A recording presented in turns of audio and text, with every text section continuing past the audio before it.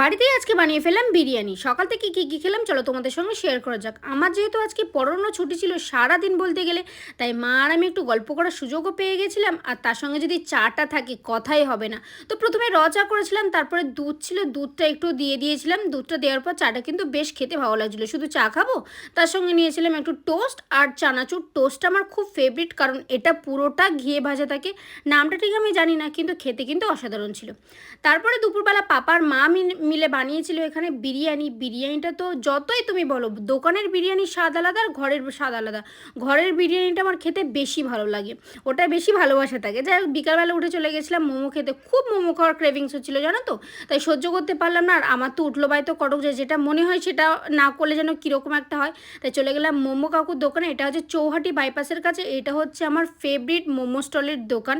তারপরে পাপা এখানে রাত্রেবেলা এনেছিল চিকেন উইংস, এটা খেয়ে ঘুমিয়ে পড়েছিলাম। তাহলে ভিডিওটা এবার টাটা।